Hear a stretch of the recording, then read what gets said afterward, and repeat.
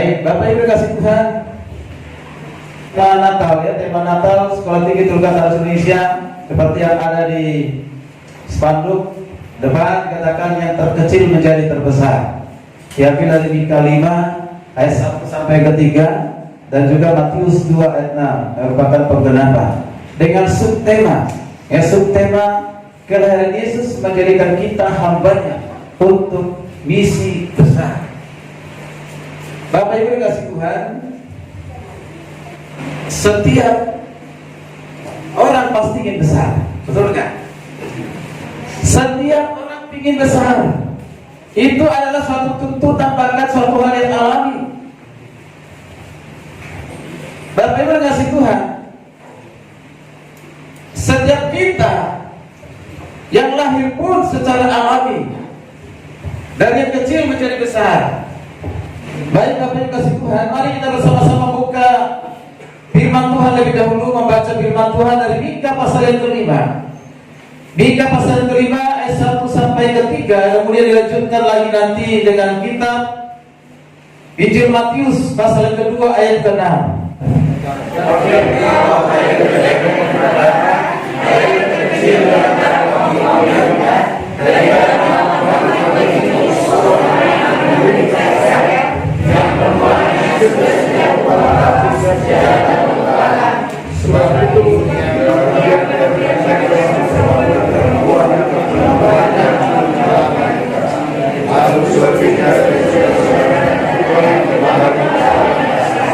Lanjutan ketiga,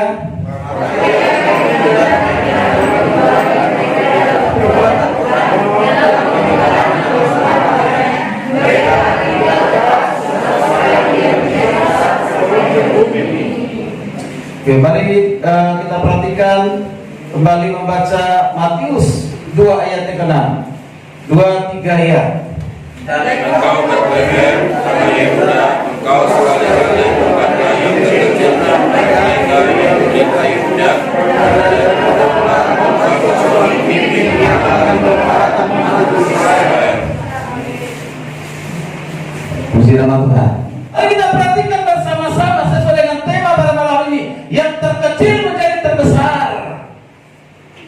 Dari pembacaan firman Tuhan tadi kita perhatikan, apa yang kita perhatikan di sini? Kembali kepada kitab Mika 5 pasal yang pertama tadi. Kita perhatikan, tetapi engkau hai Bethlehem Efrata, hai yang terkecil di antara kaum Yehuda, daripadamu akan bangkit bagiku seorang yang akan memerintah Israel, yang permulaannya sudah sejak purbakala, sejak dahulu kala. Mari kita perhatikan, hai Bethlehem Efrata, hai yang terkecil di antara kaum Yehuda. Nabi Mika mengatakan, hai Bethlehem Efrata, hai yang terkecil di antara Yehuda. Tapi berbeda dengan Rasul ataupun Matius. Kalau kita perhatikan tadi di Matius, Mika bilang Bethlehem itu kota terkecil. Tapi berbeda dengan Matius. Kita perhatikan di Matius 5:6 dikatakan, dan engkau Bethlehem tanah Yehuda, engkau sekali-kali bukan yang terkecil di antara mereka yang memerintah Yehuda. Dikatakan bukan yang terkecil. Kalau tadi Mika dikatakan engkau yang terkecil, tapi di kitab Matius dikatakan engkau bukan lagi yang terkecil.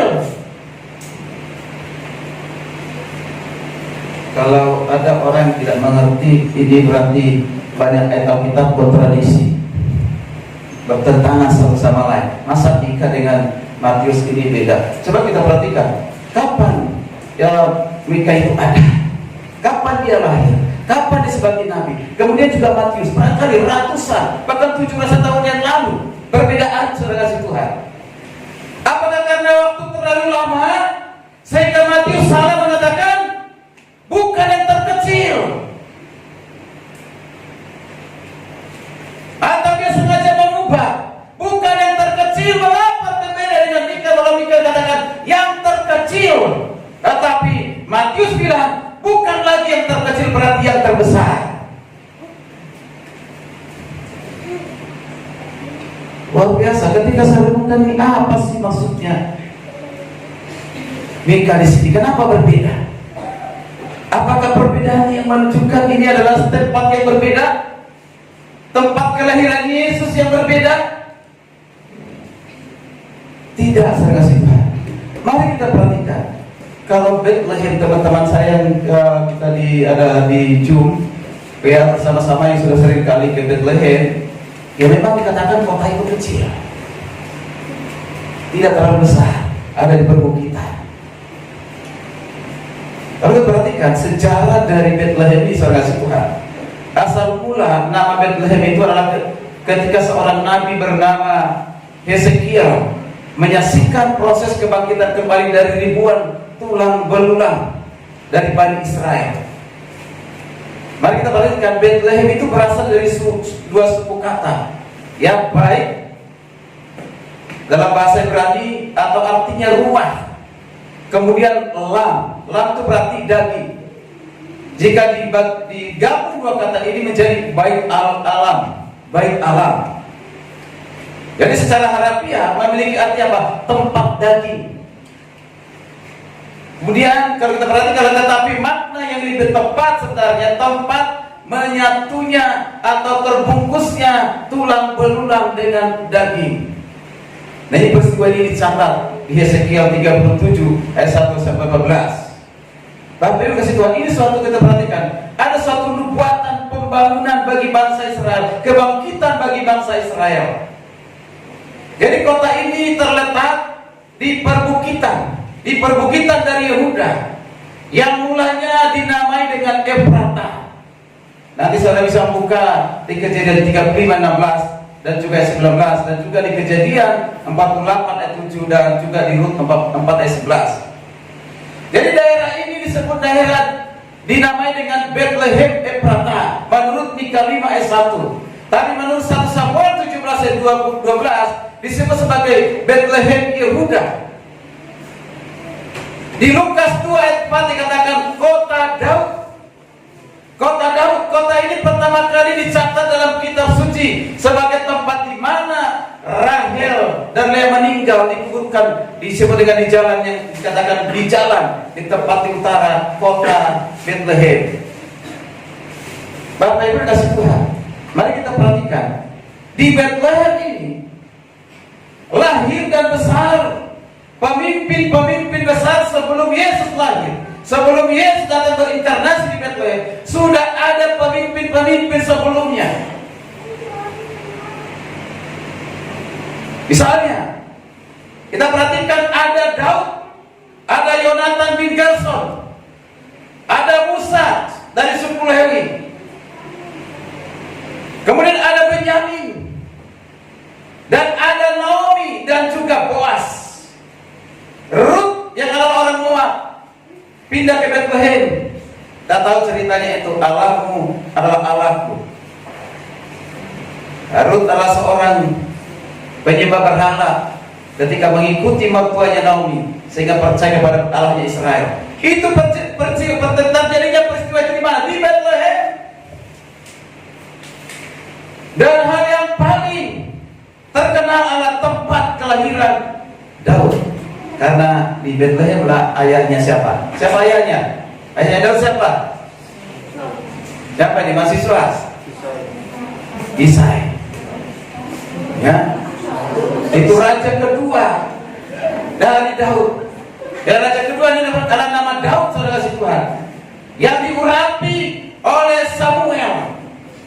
Itu terjadi di Bethlehem. Kemudian kita perhatikan lagi, dari sumur Bethlehem inilah 3 dari pahlawan membawa air untuknya apa? Mempertaruhkan nyawa mereka ketika Daud berada di gua adulan.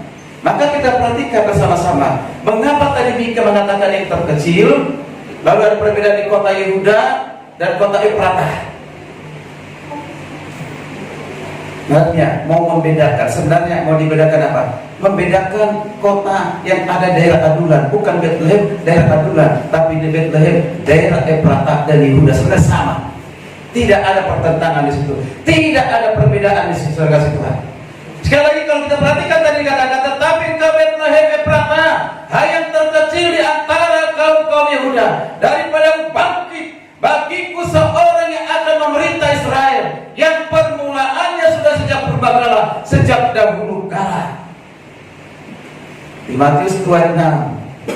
Dan engkau Betlehem tanah Yehuda, engkau selalu dikatakan sekali lagi, sekali-kali bukan yang terkecil di antara mereka yang memerintah Yehuda, karena daripadamu akan bangkit seorang pemimpin yang mengembalakan umatku.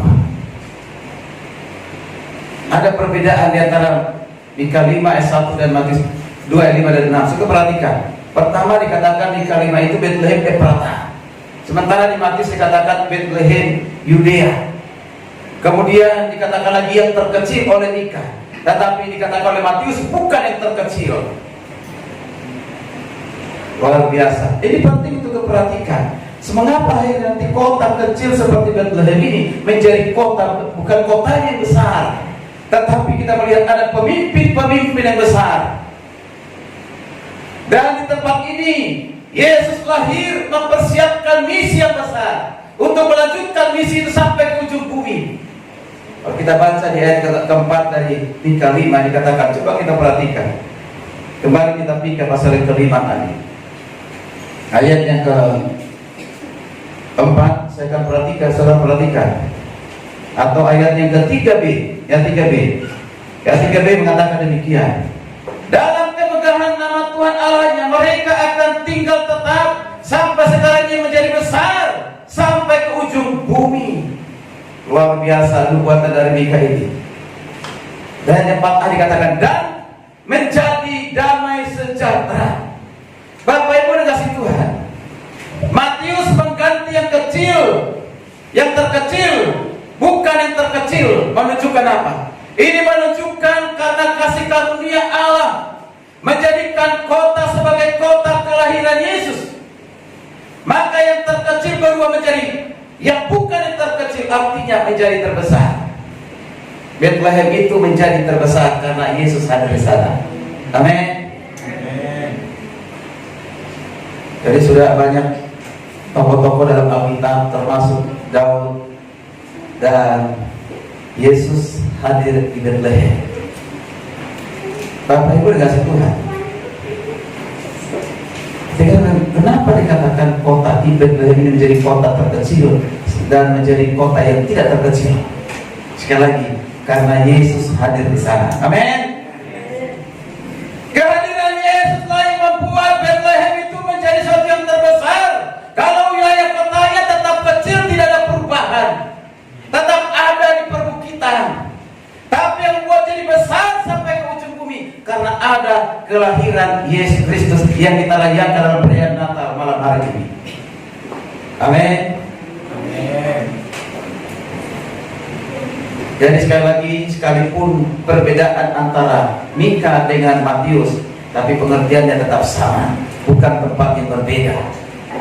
Mari kita perhatikan bersama-sama sekali lagi yang menjadi perlindungan buat kita pada malam hari ini lewat Natal Sedekah Taros ini. Apa yang membuat Bethlehem itu yang terkecil menjadi bukan yang terkecil atau menjadi terbesar?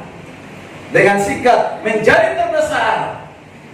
Hal yang pertama, menjadi terbesar karena Bethlehem adalah tempat lahir atau berasal tokoh-tokoh atau pemimpin-pemimpin yang besar. Ada Musa. Nanti saya baca di Keluaran 18:25. Kemudian ada Daud di 1 Samuel 10:19. Dan setelah itu ada Yesus Kristus yang dirayakan oleh setiap orang percaya di dunia ini. Yesus Kristus itu membuat Bethlehem itu menjadi besar. Coba membaca ayat Yohanes 7 ayat 40-42 berkata demikian. Yohanes 7 ayat 40-42. Beberapa orang di antara orang banyak mendengarkan perkataan-perkataan itu, berkata, dia ini benar-benar nabi yang akan datang. Yang lain berkata, ya ini Mesias. Tetapi yang lain berkata, bukan Mesias, tidak datang dari Galilea. Karena kitab suci mengatakan bahwa Mesias berasal dari keturunan Daud, dari kampung Bethlehem, tempat Daud dahulu tinggal. Dari kasih Tuhan, Bethlehem adalah tempat di mana Yesus berinkarnasi. Tapi Bethlehem bukan awal dari keilahiannya. Kalau kita baca dari Kristologi, sebelah kali masih sudah tahu hal itu. Kalau orang yang belum percaya, YouTube saya tuh ramai sekali tentang Yesus belakangan ini. Ya, menghujat Yesus luar biasa, menghina Yesus luar biasa. Dan kita ini dianggap orang-orang bodoh yang menyembah manusia, yang punya alat kelamin. Sampai ada yang ngomong begitu, saudara.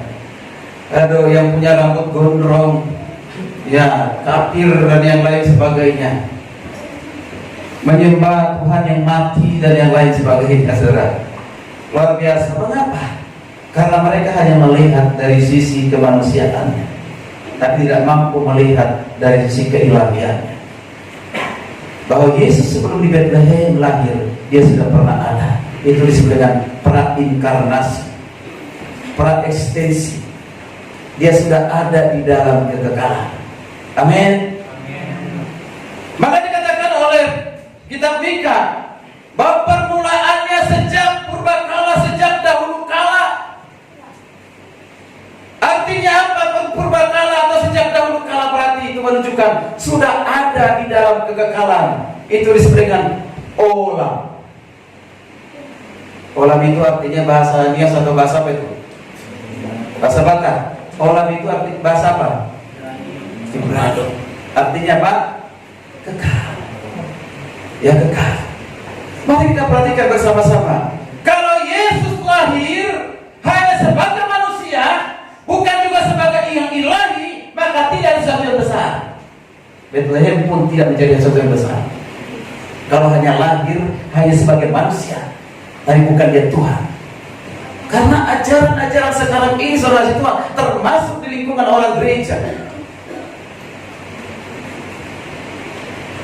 yang mengajarkan Yesus, kapan Yesus pun Tuhan, kapan Yesus punya kuasa keilahiannya, kapan Yesus punya keilahiannya. Ada yang mengatakan pada saat dia umur 8 tahun, 8 hari, atau dia setelah dibaptis, dan setelah Yesus berdoa puasa 40 hari 40 malam, baru punya kuasa ilahi. Bahkan ada yang mengajarkan baru-baru ini Yesus itu dia punya kuasa dan menjadi anak Allah setelah dibaptis. Ini suatu gereja yang baru mengatakan demikian. Maka dia mengajarkan kalau Yesus dibaptis dengan baptisan salam, dan saat itu dia diproklamasikan menjadi anak Allah. Berarti dia menjadi anak Allah setelah dibaptis. Sebelum dibaptis dia bukan menjadi anak Allah. Kira-kira seperti itu pengertiannya. Ini luar biasa. Lalu mengajarkan lagi, setelah dia dibaptis menjadi anak Allah, dia menjadi anak Allah sampai batas dia di kayu salib. Dan setiap mati di kayu salib, dia bukan Allah lagi. Dia manusia biasa.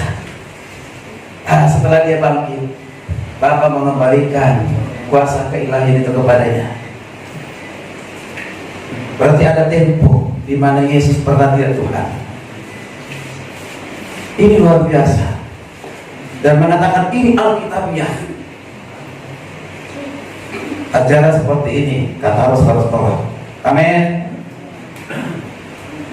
Kalau Yesus Tuhan pada saat dia menjadi manusia, kalau Yesus Tuhan pada saat dia dibaptis, kalau Yesus Tuhan setelah dia berpuasa 40 hari 40 malam, kalau Yesus Tuhan hanya pada saat dia mati, dia berakhir ketuhanannya, dia nanti bangkit baru dikatakan Tuhan, maka itu bukan Tuhan. Karena yang kita tahu, Tuhan itu memiliki sifat namanya apa? Kekekalan. Memiliki sifat kekekalan. Jadi kalau kita merayakan Yesus yang lahir, tentu juga kita merayakan satu misi yang besar, karena dia Allah yang ilahi, dia adalah Tuhan sendiri yang turun dari surga. Apa dikatakan di Yohanes 3 ayat 13? Dia yang turun ke bumi, yang berasal dari surga turun ke bumi, dan dia juga yang naik ke surga. Berarti artinya dia berasal dari surga. bukan berasal dari dunia ini. Karena itu luar biasa. Dulu kalau belum ada YouTube, belum ada Facebook, kita nggak tahu ajaran-ajaran begini. Karena mungkin kita baca buku, kita baca buku. Tapi sekarang ini,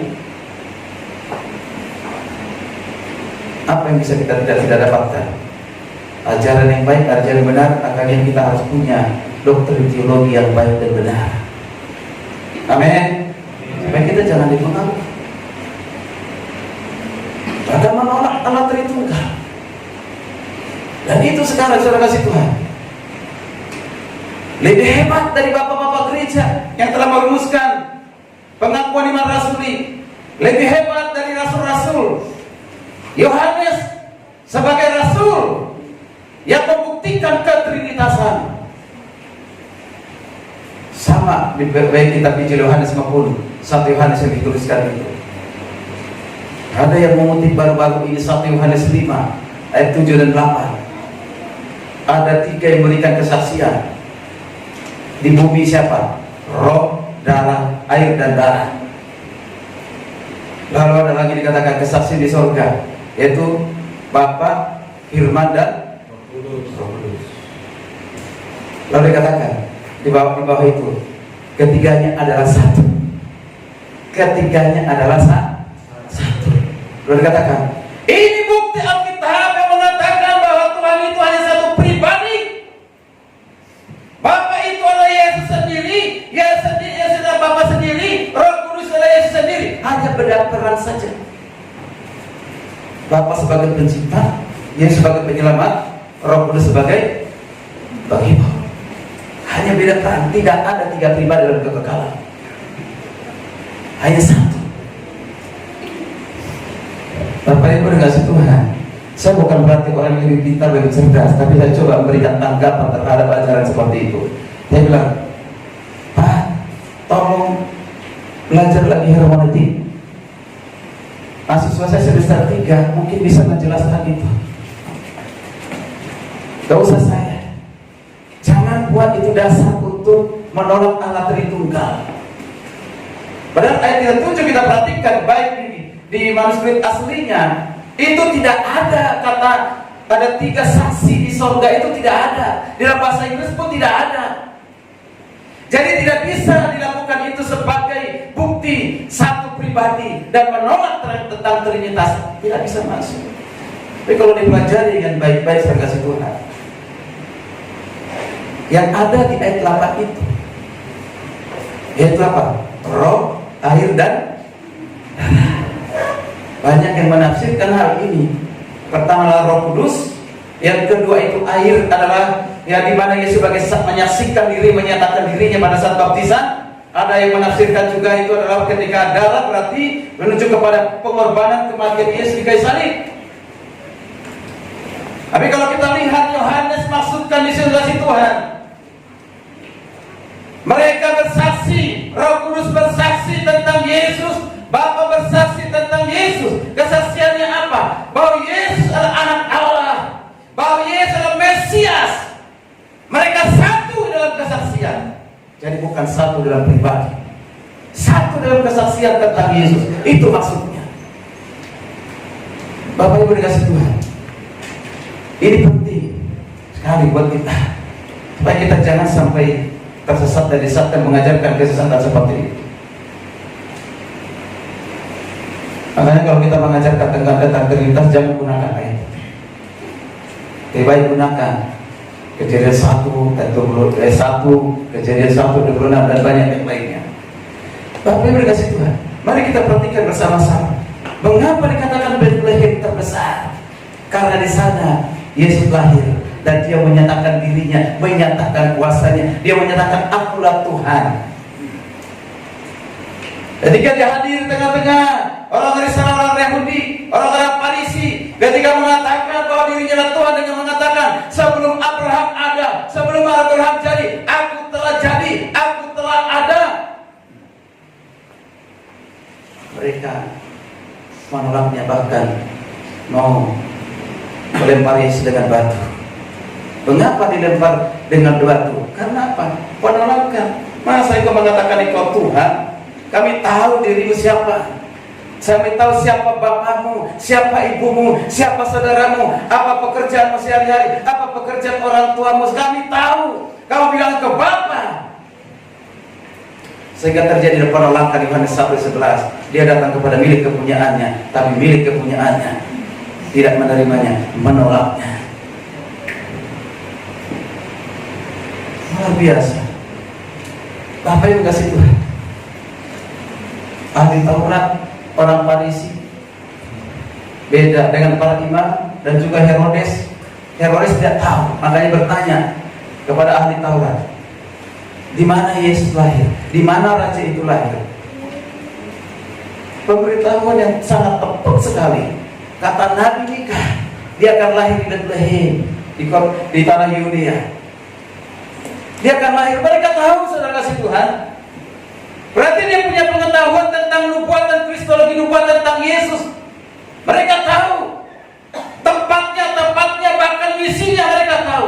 Tujuannya juga datang mereka tahu. Ditanya Herodes, mereka tahu. Berarti punya pengetahuan kristologi. Sekalipun menolak Kristus. Mari kita perhatikan baik-baik di sini. Herodes yang mendapatkan berita itu, dan dia bersandiwara. Nanti kalau dikatakan kepada orang Majus apa? Nanti kalau sudah melihat raja yang lahir itu, beritahu kepada saya pun mau sujud menyembahnya. Itu bukan hatinya yang bicara, tapi hanya mulutnya, tapi di hatinya jahat.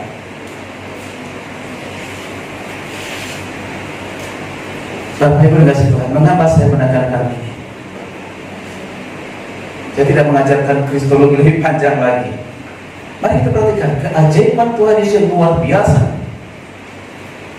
Apa yang dibuatkan oleh Mika dan apa yang dibuatkan oleh Yesaya pasal 9 ayat ke-6 dan ayat ke-7, dan dikatakan juga Yesaya 7 ayat 14. Lahir dari seorang perempuan muda. Jadi jauh sebelum Maria dan Yusuf ada, sudah dinubuatkan. Mungkin juga Maria tidak tahu kalau itu dirinya. Sebelum malaikat datang memberitahu kepada Maria, Yusuf pun sempat menolak undangannya. Mengapa? Karena itu taruhannya dalam harga diri. Masa undangan belum menikah aja hamil, mengandung. Awalnya dia mau diam-diam menceraikan Maria undangannya itu. Tapi kembali malaikat Tuhan memberitahu kepadanya bahwa anak yang dikandung oleh dari Roh Kudus dan dia menerima. Bapak Ibu kasih Tuhan, dari seorang perempuan muda. Masih ingat perempuan muda dalam bahasa Ibrani nanti apa? Apa? Dalam bahasa Ibrani apa? Alma. Bahasa Perjanjian barunya Parthenos. Karena ada kata-kata gadis yang lain, yang umum dan yang khusus. Ya, kita perhatikan di sini. Artinya diterjemahkan menjadi Parthenos adalah anak muda yang, gadis muda yang masih perawan, masih suci, masih kudus. Lalu orang bilang, bagaimana bisa tahu? Siapa yang mentes Maria pada saat itu? Tidak perlu dites. Tapi ketika malaikat datang, engkau akan mengandung seorang bayi dan namanya adalah Immanuel, Raja Israel. Bagaimana mungkin? Aku ini masih Parthenos, aku ini masih suci, aku ini masih perawan. Dia tidak sadar bahwa dia sedang menggenapi janji Tuhan, nubuatan Tuhan. Luar biasa. Inilah keajaiban dari kelahiran Yesus. Dia lahir tanpa ayah dan ibu secara biologis. Ini yang tidak dipahami oleh banyak agama lain. Kerahasiaan ini hanya kita kenal, yang kita percaya kepada Tuhan Yesus. Amin. Jadi Natal itu adalah keajaiban. Mengapa saya katakan keajaiban? Karena ada lahir seorang manusia, namanya Yesus Kristus, tanpa ayah dan ibu, tidak secara biologis, tapi dia bisa lahir menjadi manusia, berinkarnasi menjadi manusia. Lah Tuhan dari surga turun ke bumi. Ditolak banyak orang bagi mereka yang tidak memahami. Ditolak bagi bangsa Israel, dikatakan bahwa dia datang menjadi Raja Israel. Itu dikatakan dari kitab Mika pasal 5 dan juga di kitab Matius pasal 2 ayat 6. Menjadi Raja Israel, memimpin bagi bangsa Israel. Dimulai dari kepimpinan di sana, tapi ditolak. Mari kita perhatikan bersama-sama. Yang kedua, mengapa Bethlehem itu menjadi terbesar? Bukan saja karena di sana Yesus lahir, tetapi juga kita perhatikan karena Bethlehem adalah tempat dimulainya pekerjaan yang besar sampai ke ujung bumi. Perhatikan ayat ketiga dan keempat Mika 5, tadi Mika 5 ayat yang ketiga dan keempat. Itu luar biasa. Dari kota yang kecil Bethlehem dimulai pekerjaan besar oleh Yesus. Bayangkan kalau Yesus tidak lahir di Bethlehem, apa kita bisa merayakan Natal hari ini? Tidak. Kalau Yesus tidak lahir di Bethlehem, apa kita adalah orang-orang yang akan diselamatkan? Tidak. Kalau Yesus tidak lahir di Bethlehem, apa kita bisa menyerahkan diri menjadi hamba Tuhan? Tidak. Kalau Yesus tidak lahir di Bethlehem, apa kita bisa mendirikan sekolah tinggi teologi? Tidak, tidak ada gunanya. Semua tidak ada guna. Tapi lucu Tuhan, Yesus menggenapi rencana Bapa. Yohanes 3:16, karena begitu besar akan dunia ini sehingga telah mengaruniakan anak yang tunggal. Siapa dia? Yesus Kristus. Mengapa dikatakan anak yang tunggal? Mengapa dikatakan anak yang tunggal? Monogenes. Apa dikatakan yang tunggal? Berarti tidak ada yang lain, hanya dia, hanya Yesus. Bapak Ibu kasih Tuhan, mari kita perhatikan bersama-sama. Sekali lagi dikatakan dimulai pekerjaan besar oleh dengan kelahiran Yesus Bethlehem yang dirayakan oleh umat Tuhan, sehingga berita ini, berita kelahiran ini sampai ke ujung bumi, termasuk di Indonesia. Itu luar biasa. Mika 5 ayat 3 tadi saya akan bahas sekali lagi. Maka ia akan bertindak dan akan mengembalakan mereka. Mereka di sini adalah bangsa Israel dalam konteks ini, dan kekuatan Tuhan, perhatikan, dan kekuatan Tuhan dalam kemegahan nama Tuhan Allahnya. Mereka akan tinggal tetap, sebab sekarang ia menjadi besar sampai ke ujung bumi. Kalau ini berbicara sampai ke ujung bumi, lalu dikatakan kekuatan Tuhan, kekuatan Tuhan dan kemegahan nama Tuhan. Ini nggak mungkin manusia biasa. Ini tidak mungkin manusia biasa. Ini adalah manusia yang luar biasa, yang membedakan dengan manusia-manusia yang lainnya. Memang Yesus, kalau dia menjadi manusia, merasakan apa yang kita rasakan. Apa yang dirasakan oleh manusia? Dia lapar, dia haus, dia menderita, dan dia juga pernah menangis. Yang membedakan kita dengan Tuhan, Tuhan Yesus. Apa bedanya? Secara teologis, kehidupan kekal yang dimiliki oleh Yesus berbeda dengan kehidupan kekal yang kita miliki. Yang kedua, Yesus manusia tidak berdosa. Satu-satunya manusia tidak berdosa, maka memenuhi syarat untuk menjadi selamat. Tapi kita adalah manusia berdosa. Paulus mengatakan, semua kita telah berdosa. Kok beda Pak kehidupan kekal dengan Yesus dengan yang kita miliki? Berbeda. Inilah menunjukkan bahwa Yesus Tuhan. Karena apa? Kehidupan kekal atau kekekalan yang dimiliki oleh Yesus itu bukan berasal dari mana-mana, bukan berasal dari luar dirinya, bukan, bahkan juga bukan pemberian Bapa seperti ajaran sekarang ini. Kata itu pemberian Bapa, suatu saat Bapa bisa mengambilnya. Kuasa itu, maka Yesus kosong, tidak punya kekuasaan apapun.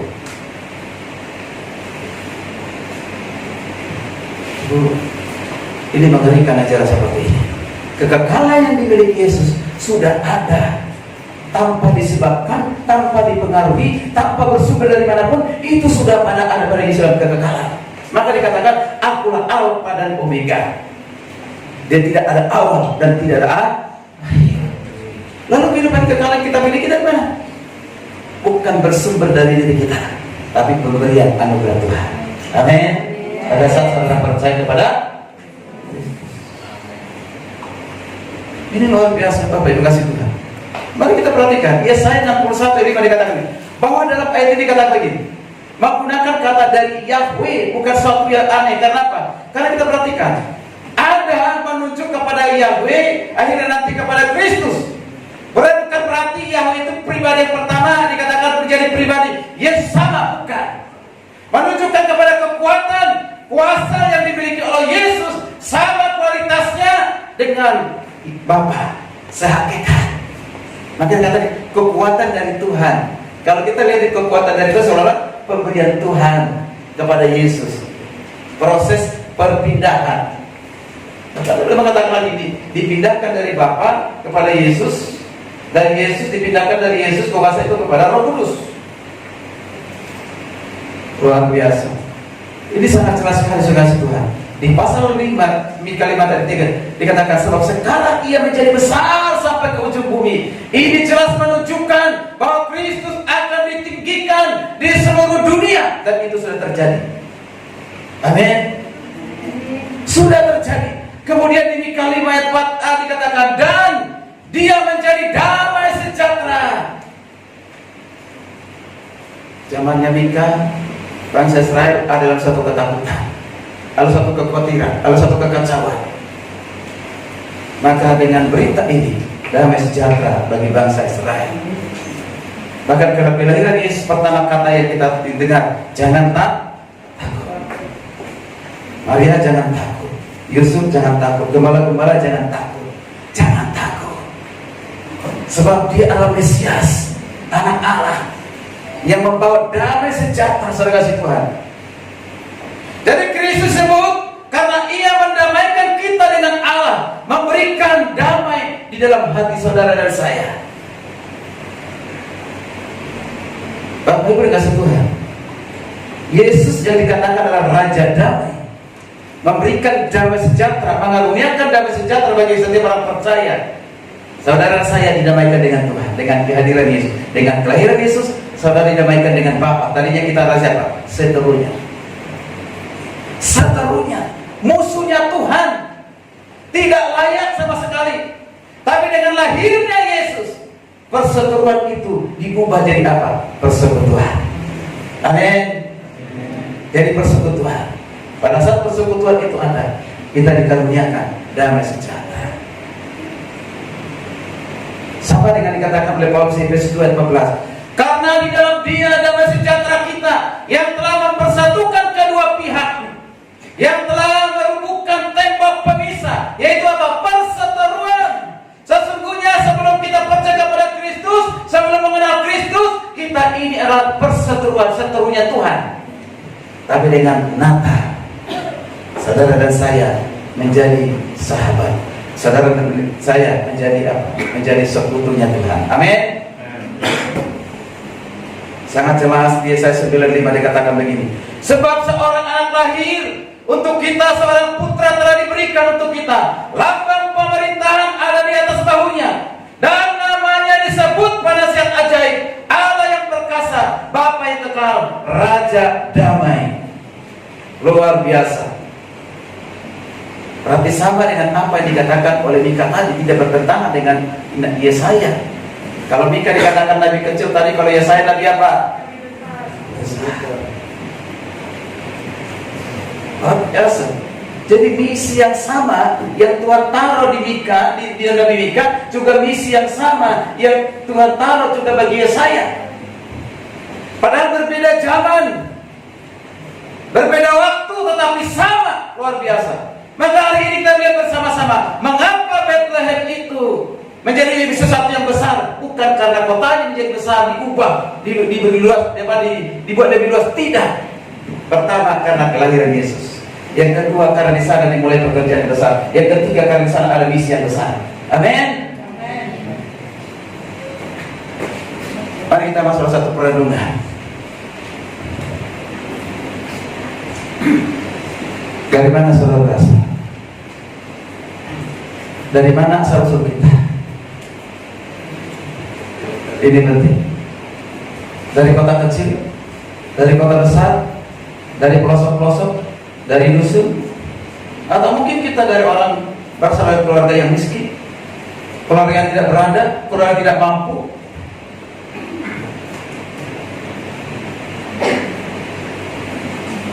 Seringkali hal itu membuat kita menjadi kecil.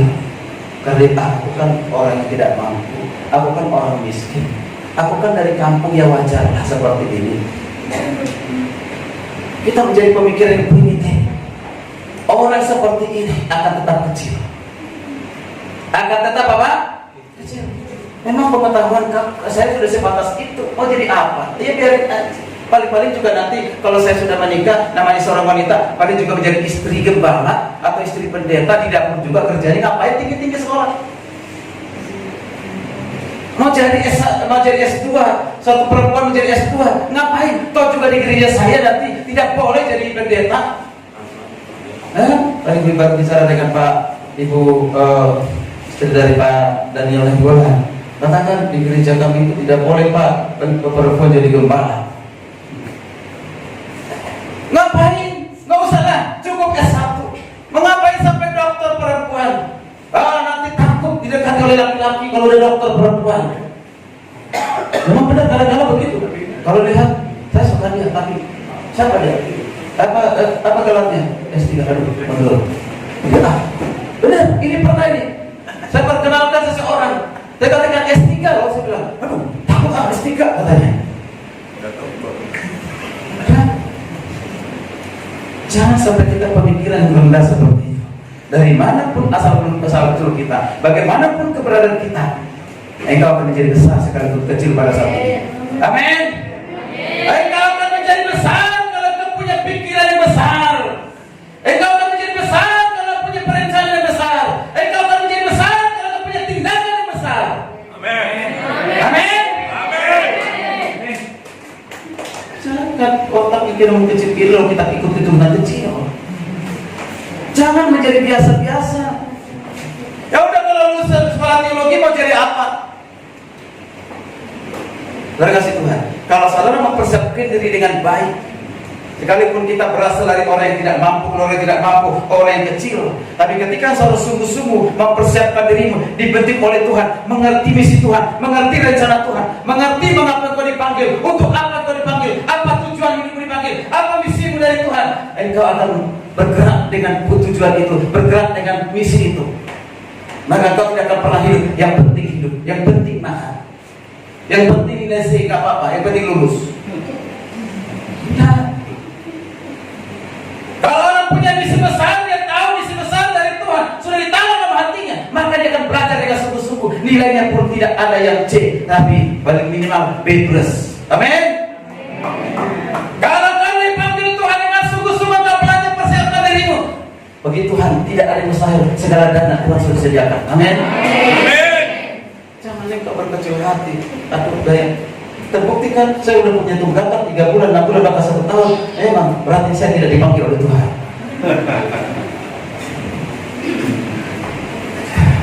Pikiran besar, hati besar. Ayat penutup, mari kita buka. Filipi, kita buka ayat penutup, jadi perenungan bagi kita. Mari kita bangkit berdiri surga Tuhan. Firman Tuhan hari ini sampaikan, ingat Yesus sudah lahir dalam hati kita, surga Tuhan. Jadi perenungan bagi kita, kalau dipersiapkan satu orang baca Kolose 3 ayat 1 sampai 2. Mari kita bersama-sama maju, WL Singer maju ke depan. Jadi perenungan bagi kita. Sekali lagi, dari mana saudara berasal? Dari desa kecil, dari daerah dusun, pelosok, keluarga sederhana, keluarga tidak mampu, atau keluarga yang miskin. Dari manapun saudara berasal, itu bukan penentu saudara menjadi kecil, bahkan tidak mungkin menjadi besar. Pikiran dan hati yang terbelenggu dengan masa lalu, merasa diri orang bodoh, merasa diri orang miskin, tidak mampu, tidak mungkin sukses atau berhasil, membuat saudara menjadi kecil hati, dan tidak mampu mengerjakan pekerjaan yang besar. Maka malam hari ini Yesus Kristus lahir di kota Bethlehem, di kota kecil, menjadi besar. Mengapa? Karena ada misi besar, yaitu datangnya Yesus adalah Raja Damai. Dia membawa berita damai ke seluruh dunia, dan kita pun dipanggilnya menjadi hambanya untuk memberitakan Raja Damai. Ada di misi yang besar. Pertanyaannya, apakah Tuhan Yesus telah lahir dalam hati kita? Amin.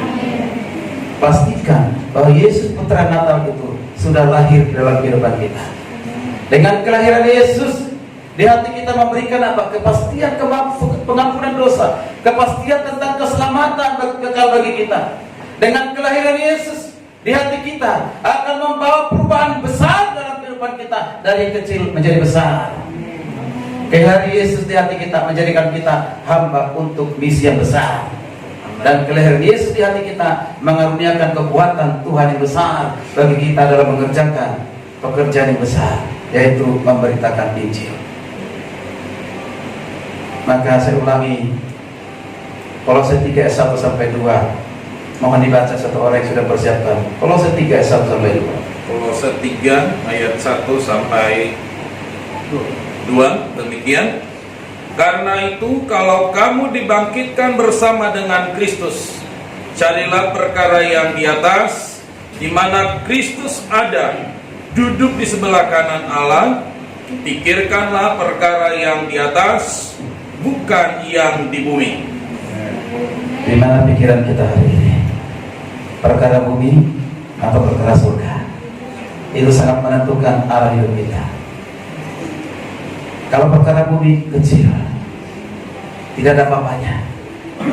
Kalau hanya kita perkara kemegahan dunia, kemewahan dunia, harta uang di dunia ini, akhirnya kita lupa untuk perkara besar. Berarti kita sedang dibelenggu dengan perkara yang kecil. Tapi ketika kita Paulus katakan, pikirkanlah perkara yang di atas, perkara yang di surga, maka kita berpikir besar, berencana besar, dan pasti bertindak besar. Amin.